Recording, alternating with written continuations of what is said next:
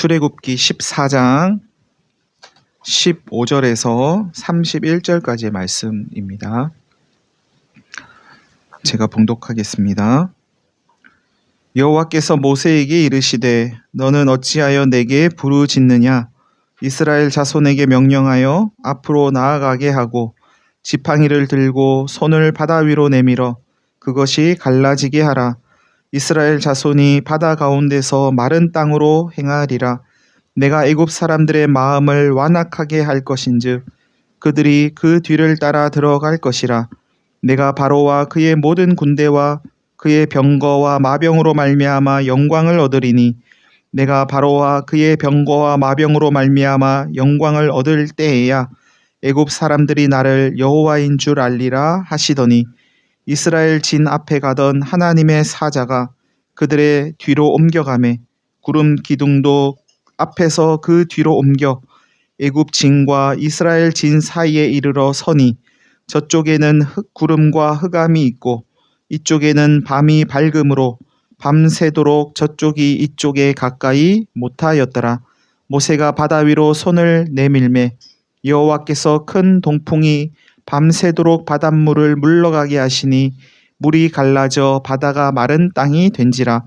이스라엘 자손이 바다 가운데를 육지로 걸어가고 물은 그들의 좌우에 벽이 되니 애굽 사람들과 바로의 말들 병거들과 그 마병들이 다 그들의 뒤를 추격하여 바다 가운데로 들어오는지라.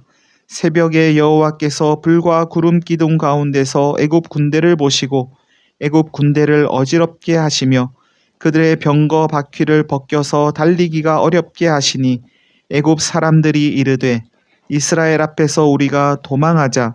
여호와가 그들을 위하여 싸워 애굽 사람들을 치는도다. 여호와께서 모세에게 이르시되 내 손을 바다 위로 내밀어 물이 애굽 사람들과 그들의 병거들과 마병들 위에 다시 흐르게 하라 하시니 모세가 곧 손을 바다 위로 내밀매 새벽이 되어 바다의 힘이 회복된지라. 애굽 사람들이 물을 거슬러 도망하나 여호와께서 애굽 사람들을 바다 가운데 엎으시니 물이 다시 흘러 병거들과 기병들을 덮되 그들의 뒤를 따라 바다에 들어간 바로의 군대를 다 덮으니 하나도 남지 아니하였더라. 그러나 이스라엘 자손은 바다 가운데를 육지로 행하였고 물이 좌우에 벽이 되었더라. 그날에 여호와께서 이같이 이스라엘을 애굽 사람의 손에서 구원하심에 이스라엘이 바닷가에서 애굽 사람들이 죽어 있는 것을 보았더라. 이스라엘이 여호와께서 애굽 사람들에게 행하신 그 큰 능력을 보았으므로 백성이 여호와를 경외하며 여호와와 그의 종 모세를 믿었더라. 아멘.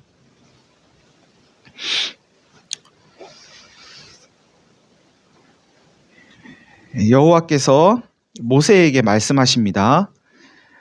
내가 어찌하여 나에게 부르짖냐. 지금 하나님은 이스라엘이 하나님께 부르짖는 걸 이해 못하고 계시는 거죠. 왜 나한테 부르짖니?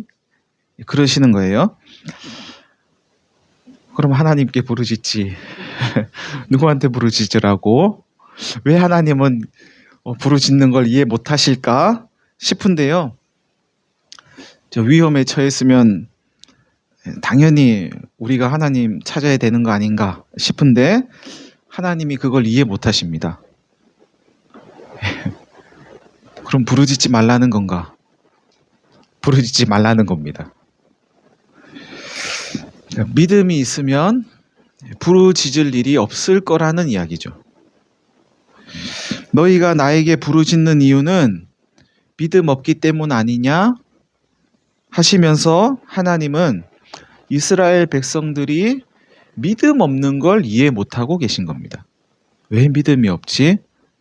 내가 그렇게 믿을 만하게 많은 것들을 그동안 보여줬는데 왜 못 믿지? 그러시는 거죠. 하나님께 부르짖는다고 다 믿음 있는 게 아닙니다. 부르짖음은 때때로 믿음 없음의 반증일 수 있습니다. 믿음이 있어서 부르짖는 게 아니라 오히려 믿음이 없기에 부르짖는 거라고 다시 말하면 두려워서 하나님께 부르짖는 거라고 하나님은 저들의 마음과 우리의 마음을 꿰뚫어 보십니다.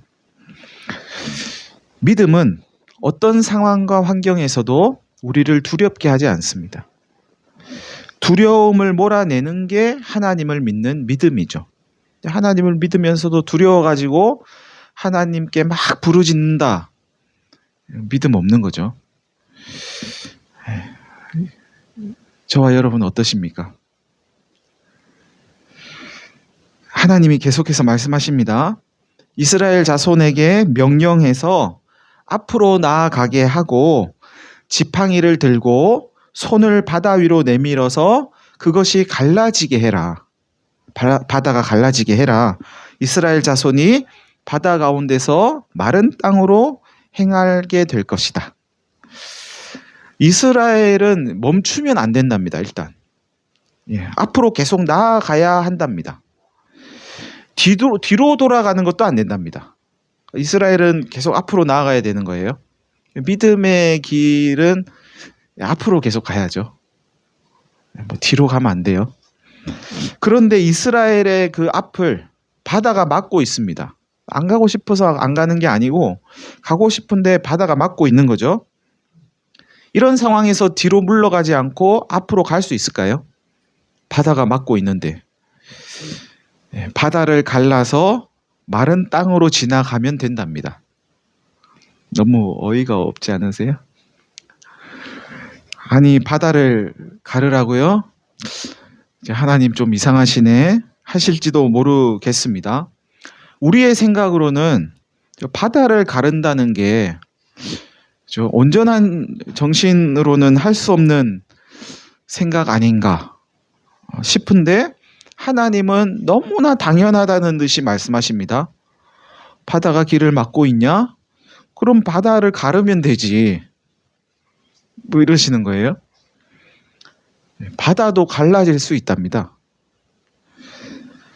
깊이를 알 수 없는 바다라도 갈라져서 마른 땅을 드러내는 일이 얼마든지 있을 수 있답니다.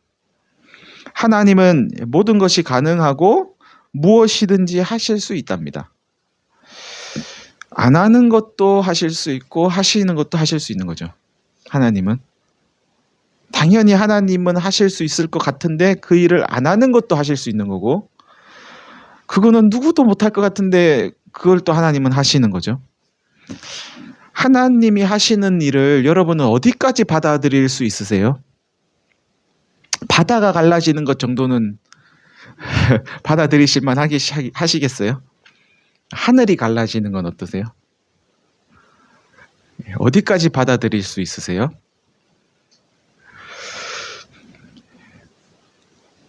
어떤 분이 그러시더라고요. 제 이야기는 아니고 어떤 분의 이야기예요.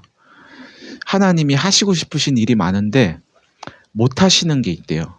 그 중에 하나가 뭐냐면 요즘은 이렇게 임신을 하면 이게 뭐 검사를 많이 하잖아요. 태아 검사도 하고 어느 정도 시기가 지나면 이 아이가 남자인지 여자인지도 다 알게 되잖아요. 그래서 하나님이 남자였던 아이를 여자로 바꿀 수가 없대요. 다 알아버려가지고. 이런 거 받아들일만 하시겠어요? 지금 너무 제가 정말 턱도 없는 이야기를 하는 겁니까? 어떤 분이 그러시더라고요.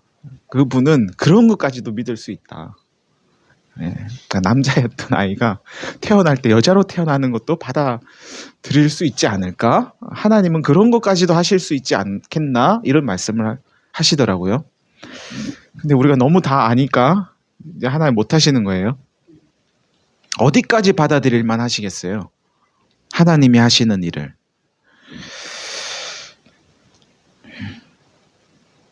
사람이 못한다고 하나님도 못하실 거라고 여기는 건 우리의 착각이죠. 하나님은 사람이 아니십니다. 그러니까 우리의 생각으로 여기까지가 하나님의 거기까지는 아닌 거죠. 땅도 짓고 바다도 짓고 구름도 만들고 비도 내리는 분이 하나님이십니다. 바다 가르는 것 하나님은 일도 아닙니다. 그런데 하나님은 일도 아닌 그 일을 때때로 사람을 통해서 하십니다. 하나님이 쫙 갈라주시고 자 이제 건너라 이러면 되시는데 그렇게 안 하고 모세를 향해서 네 지팡이를 바다 위로 내밀어라. 그러면 바다가 이렇게 갈라지게 될 거야. 이러시는 거예요. 하나님은 하나님께 순종하는 사람들을 통해서도 일하시고 순종하지 않는 사람들을 통해서 불순종하는 사람들을 통해서도 일하십니다. 하나님은 못하실 일이 없으시고 못 쓰실 사람도 없으십니다. 우리가 꼭 순종해야지만 하나님이 하나님 일을 하시는 건 아니에요. 불순종해도 하나님은 하나님 일을 하세요. 거기서. 근데 불순종하면 그 불순종하는 나를 통해서 하나님이 하나님 일 하시는 줄 우리는 모를 수 있죠. 그러면 순종을 통해서 하나님이 일하시는 것을 우리가 보는 게 나을까요? 아니면 불순종해서 하나님이 일하시는 걸 모르는 게 나을까요? 제 말씀 전달은 잘 됐죠? 순종을 통해서 하나님이 지금 나의 순종을 통해서 일하고 계시는구나 하는 걸 아는 게 지혜가 아니겠습니까? 그런데 그렇게 지혜로운 사람 보는 게 참 어렵다고 성경은 우리에게 가르쳐 줍니다. 하나님 말씀이 이어집니다. 내가 애굽 사람들의 마음을 완악하게 할 것이고 그러면 그들이 이스라엘의 뒤를 따라서 바다 가운데로 들어가게 될 것이다. 내가 바로와 그의 모든 군대와 병거와 마병으로 말미암아서 영광을 얻을 것이고 내가 그렇게 영광을 얻을 때에야 애굽 사람들이 나를 여호와인 줄 알 것이다. 하나님이 계신 것을 알게 될 것이다. 하나님께서 애굽 사람들을 그들이 악한 마음을 품는 그대로 내버려 두실 거랍니다. 애굽 사람들이 품는 악한 마음이란 오늘 본문에 따르면 이스라엘 백성들을 따라가서 저들의 목숨을 빼앗으려고 하는 거죠. 사람의 생명을 빼앗겠다고 하는 것이 악한 마음이죠. 이런 악한 마음과 생각을 품었는데 하나님이 그걸 그냥 내버려 두신답니다. 아니 사람을 해야겠다고 하면 하나님이 그걸 막으셔야 되는 거 아닌가? 왜 하나님은 그걸 그냥 내버려 두시지 싶은데 내버려 두신답니다. 그럼 내버려 두시고 하나님은 거기서 또 뭔가를 하시려고 하시는 거죠. 내버려 두셔서 하나님 알게 하시겠답니다. 막아서 하나님 알게 해도 될 것 같은데 그렇게 안 하고 악한 마음을 품고 있으면 그냥 그대로 내버려 둔대요. 그래서 하나님을 알게 하신답니다. 내버려 두니까 그들이 이스라엘의 뒤를 따라서 바다 가운데로 들어갈 것이고 하나님은 애굽 군대와 그 병거와 마병으로 인해서 영광을 얻으실 거랍니다. 하나님은 선한 마음을 품는 그 선한 사람들의 생각을 통해서도 영광을 얻으시지만 악한 마음을 품는 악한 사람들을 통해서도 영광을 얻으신답니다.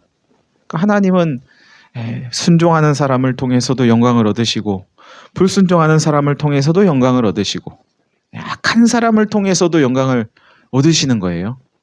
선한 사람들을 통해서만 영광 얻으시는 게 아니고 이스라엘 진 앞에 가던 하나님의 사자가 그들의 뒤로 옮겨가자 구름 기둥도 그 앞에서 앞에 있던 구름 기둥이 뒤로 이렇게 옮겨갔답니다. 그러자 애굽 진과 이스라엘 진 사이에 구름과 흑암이 있고 구름 기둥이 옮겨지지 않은 쪽은 밤이었음에도 불구하고 밝았다고 말씀합니다. 그러니까 여기 이제 기둥이 있고 이스라엘이 있고 애굽이 있는 거죠. 여기서 구름 기둥이 이스라엘과 애굽 사이로 이렇게 옮겨간 거예요. 그러니까 여기는 어둡고 여기는 밝았대요.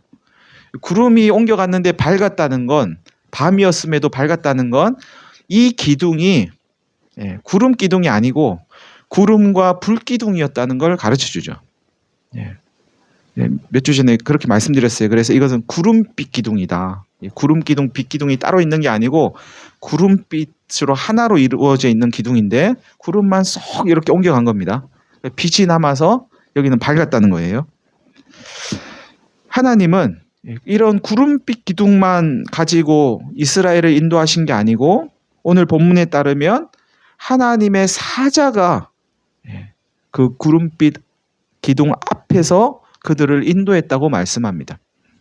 하나님은 하나님이 하실 수 있는 모든 방법을 통해서 우리의 삶을 인도하고 계십니다. 요것만 가지고 하는 게 아니고 요것도 가지고 우리의 삶을 인도하시고 저걸 가지고도 인도하시고 우리가 이걸 모르면 또 다른 걸 가지고 오셔가지고 우리의 삶을 인도하십니다. 모세가 바다 위로 손을 내밀자 여호와께서 큰 동풍이 밤새도록 불게 하셔서 바닷물을 물러가게 하셨답니다.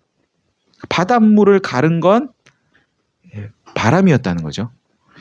바닷물을 물러가게 할 정도의 큰 바람이라면 엄청난 폭풍이 아니었을까 싶습니다. 그러니까 굉장히 센 바람이었겠죠. 그냥 살살 부는 바람으로는 바닷물을 가르기는 어려웠을 거예요. 바닷물을 가를 정도의 바람이면 굉장히 셌을 거예요.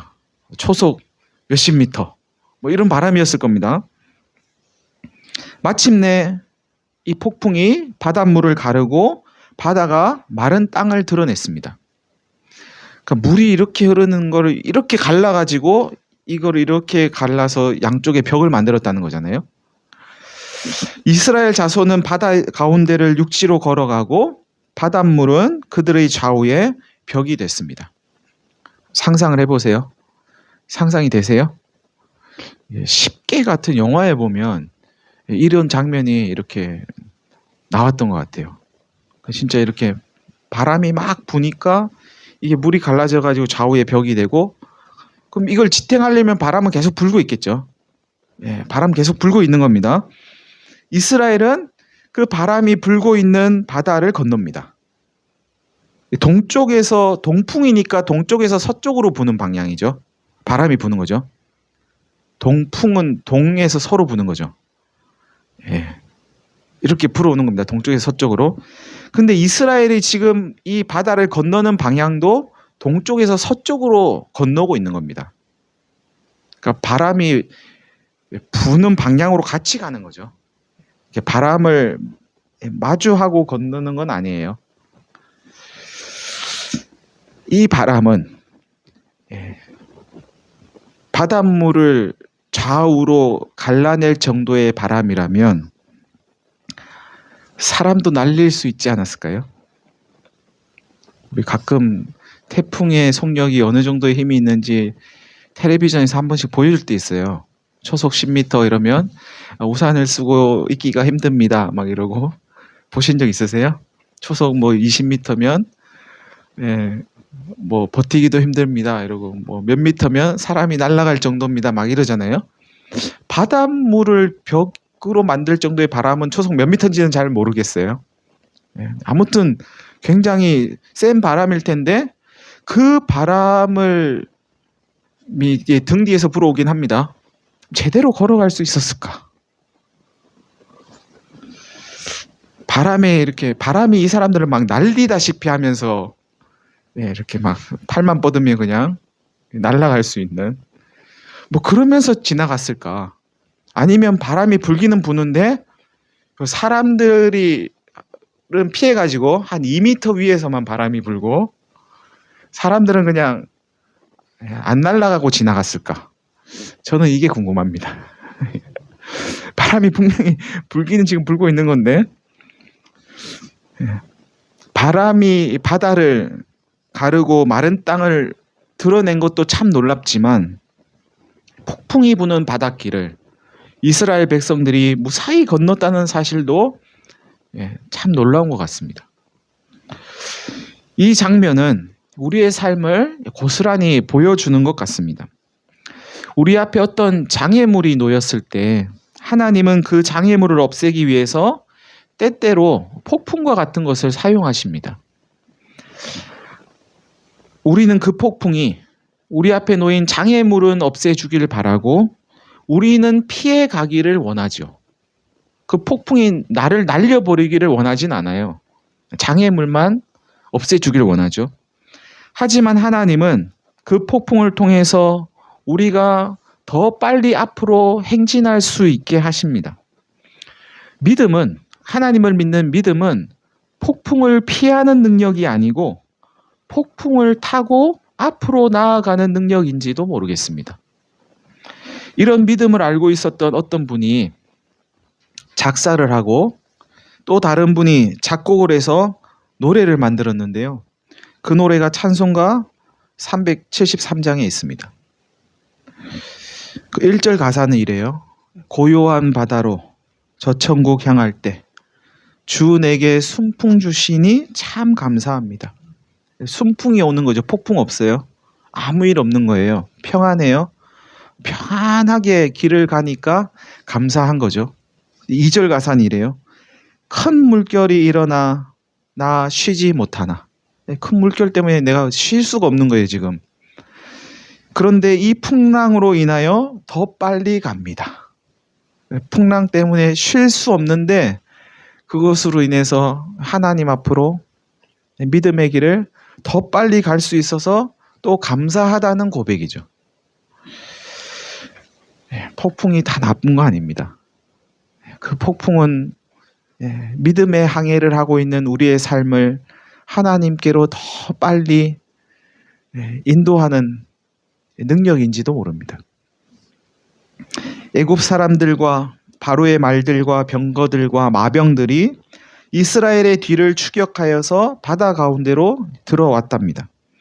그들이 바다 가운데까지 온 것은 이스라엘의 목숨을 빼앗으려고 하는 애굽 사람들을 하나님께서 내버려 두셨기 때문입니다.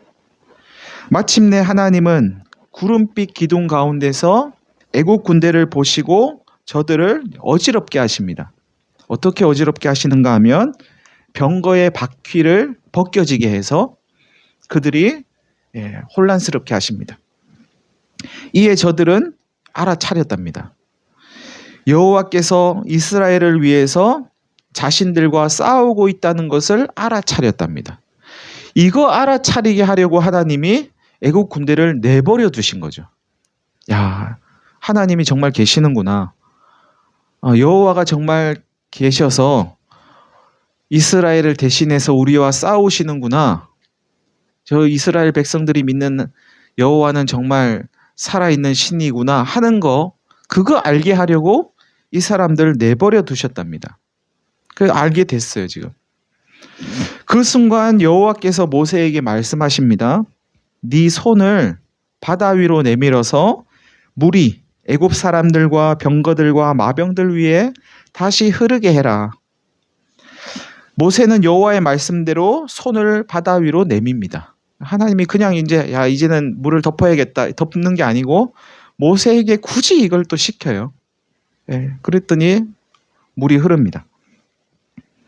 이스라엘을 쫓아 마른 땅으로 들어왔던 애굽 사람들이 물을 거슬러서 도망하려고 하지만 도망할 수가 없었습니다.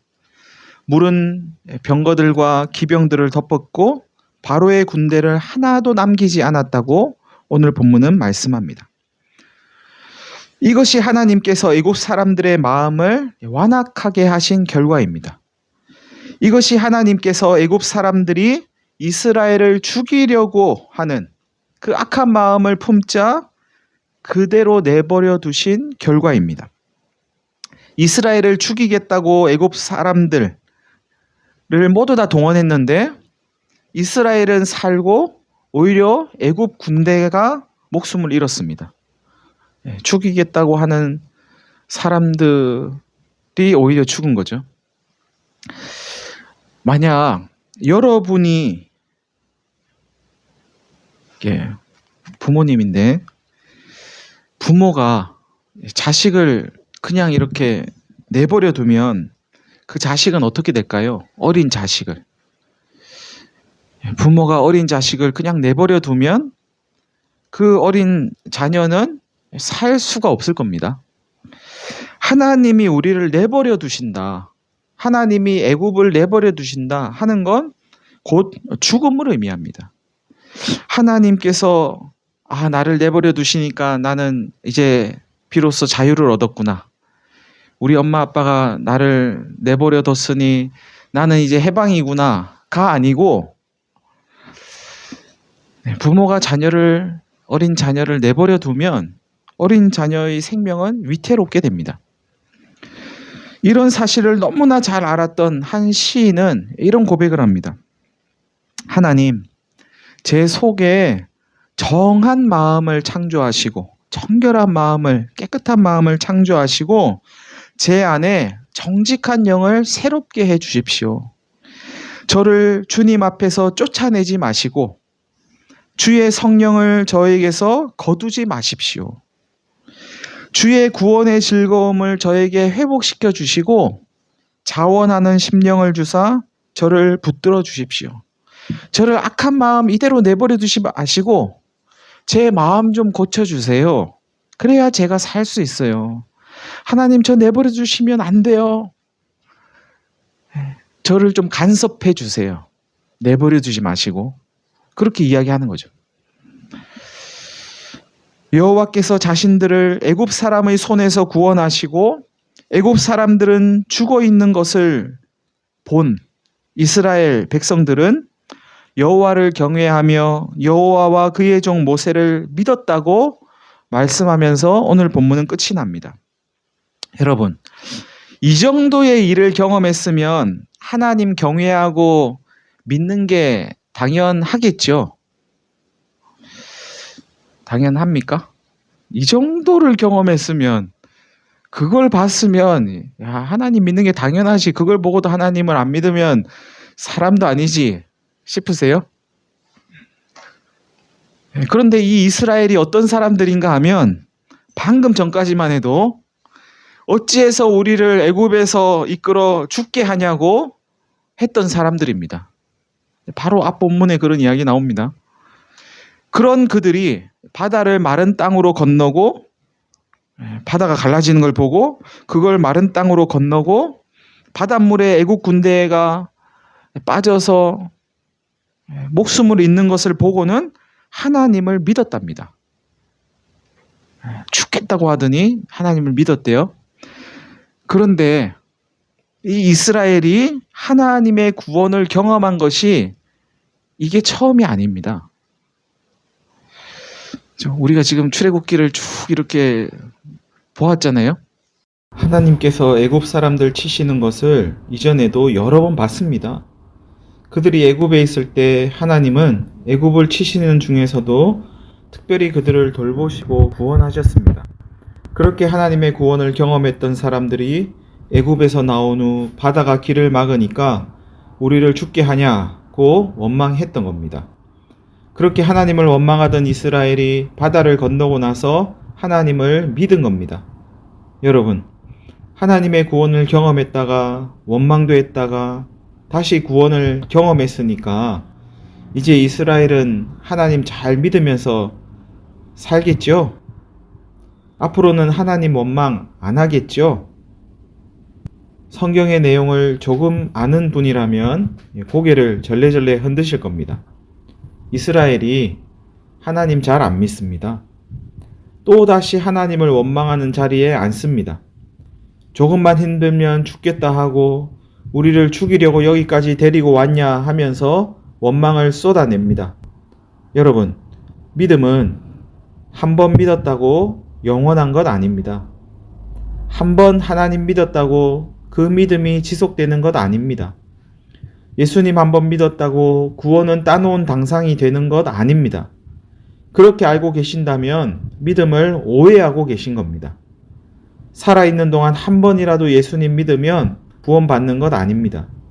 구원은 죽음 이후에 일어나는 일회적인 사건이 아니라 살아있는 동안에도 지속되는 연속적인 사건입니다. 구원은 믿음의 순간에만 이루어지고 믿지 못하는 순간에는 제외됩니다. 믿음은 점을 찍는 일이고 구원 역시 점으로 이루어져 있습니다. 항상 구원에 이르기를 원한다면 항상 하나님을 믿어야 합니다. 항상 믿음의 선택을 해야 항상 구원에 머무를 수 있습니다. 항상 기뻐하십시오. 쉬지 말고 기도하십시오. 모든 일에 감사하십시오. 이것이 그리스도 예수 안에서 여러분을 향하신 하나님의 뜻입니다. 하는 말씀은 우리가 항상 구원에 머무르기를 원하시는 하나님의 뜻이 담겨 있는 말씀입니다. 우리는 하나님의 구원 가운데 머무를 때 기뻐할 수 있고, 기도로 하나님과 교제할 수 있고, 하나님께 감사할 수 있습니다. 여러분, 어제의 믿음이 오늘의 구원을 보장해 주지 않습니다. 오늘의 믿음이 내일의 구원을 보장해 주지 않습니다. 오늘의 믿음은 오늘을 구원해 줄 뿐입니다. 오늘의 믿음과 오늘의 구원, 하루의 믿음과 하루의 구원이 연속될 때 우리는 구원에 이를 수 있습니다. 그래서 바울 사도는 두렵고 떨리는 마음으로 여러분의 구원을 이루어 가십시오 하면서 권면하고 있습니다.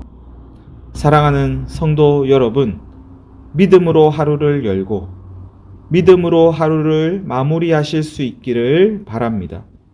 우리에게 다가오는 순간순간을 하나님 믿는 믿음으로 반응하실 수 있기를 바랍니다. 어제의 믿음으로 오늘을 살려 하지 마시고 오늘의 믿음으로 내일을 살려 하지도 마시길 바랍니다. 한때는 내가 하나님을 잘 믿었었지, 나도 젊었을 때는 하나님 믿는데 열심을 냈었지 하는 과거의 추억으로 오늘의 믿음을 살려 하지 마시길 바랍니다. 그날의 믿음은 그날에 족합니다. 믿음으로 열고 믿음으로 닫는 하루를 통해서 믿음으로 반응하는 순간순간을 통해서 하나님의 구원을 만끽하며 구원을 이루어가는 저와 여러분 되시기를 간절히 바랍니다. 다 같이 한 1분 정도 기도하겠습니다.